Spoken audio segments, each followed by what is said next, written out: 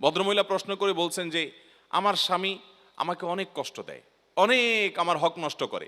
সে বাহির থেকে আসে, এসে মোবাইল টিভি রিমোট নিয়ে বসে, আমার দিকে তাকায়ও না, জিজ্ঞাসা করে না, অসুখ বিসুখ খেলাম কি মরলাম দেখা দেখি নাই, আমার কোনো হক সে আদায় করে না। আমি নামাজ পড়তে গেলেও সে ডিস্টার্ব করে। শেষ পর্যন্ত আমার নামাজ যেতে অসুবিধা হয়, সে 2টা 3টা পর্যন্ত নানান গুনাহের কাজে লিপ্ত থাকে।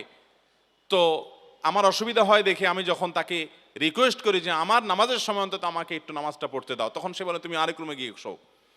তো ভদ্রমহিলার প্রশ্নের বিষয় হলো, বলতেছে হুজুর আমার জানার বিষয় হলো এই যে আমি আরেক রুমে গিয়ে ঘুমালাম, এতে কি আমার স্বামীর অধিকার নষ্ট করলাম কিনা। আমি বললাম সুবহানাল্লাহ, এত জুলুমের মধ্যে থেকে একজন মুসলমানের চিন্তা হলো যে আমার দ্বারা কোনো জুলুম হচ্ছে কিনা, আমার দ্বারা তার কোনো অধিকার নষ্ট হচ্ছে কিনা, এর নাম মুসলমান। এটা হলো খাঁটি মুসলমানের আলামত।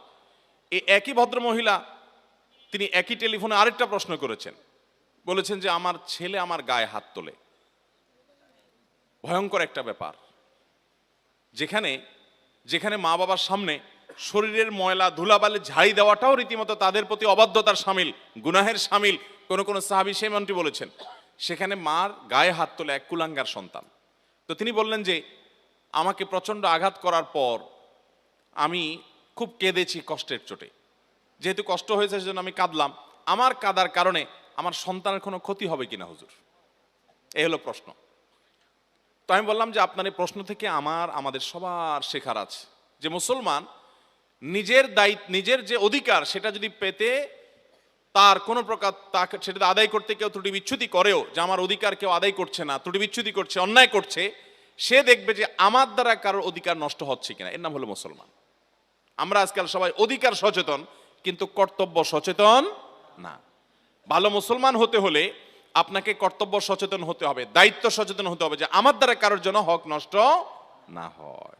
আপনি হাদিস খুললে দেখবেন নবী করিম সাল্লাল্লাহু আলাইহি সাল্লাম বলেছেন, তোমাদের ভিতরে সবচাইতে খায়রুল আসহাবি, তোমাদের ভিতরে সবচাইতে উত্তম সঙ্গী হলো যে ব্যক্তি তার সঙ্গীদের কাছে ভালো হয়। তোমাদের ভিতরে সবচাইতে উত্তম মানুষকে, সবচাইতে ভালো মানুষকে নবী সাল্লাল্লাহু আলাইহি সাল্লাম বলেছেন যে তার পরিবারের কাছে ভালো, তার স্ত্রী সাক্ষ্য দেয় যে আমার স্বামী উনি মানুষটা অমায়িক এবং সত্যি ভালো মানুষ, আমার সাথে বদ আচরণ করে না, এই মানুষটা সবচেয়ে ভালো মানুষ। এরকম সবচেয়ে ভালো মানুষের যত তালিকা আছে, বিশেষ করে হাদিসের মধ্যে 11-12 শ্রেণী মানুষের কথা আমরা আমাদের খোঁজাখুঁজির পর আমরা পেয়েছি। সেখানে এক শ্রেণী মানুষের কথা জানি, খায়রুকুম মান তাআল্লামাল কুরআনা ওয়া আল্লামাহ, যে ব্যক্তি কোরআন শিখে মানুষকে কোরআন শিখায়। কোরআনের শিক্ষক শিক্ষার্থীরা সবচেয়ে শ্রেষ্ঠ মর্যাদাবান। এছাড়া অন্য সব শ্রেণীগুলো দেখবেন মানুষকে যারা কষ্ট দেয় না, যারা চেষ্টা করে যে আমার দ্বারা কারো কোনো কষ্ট যেন না হয়, সচেতন থাকে, সতর্ক থাকে যে আমার কোনো কথা দ্বারা, আমার কোনো আচরণ দ্বারা কারো কষ্ট হচ্ছে কিনা, এই মানুষগুলো সবচেয়ে শ্রেষ্ঠ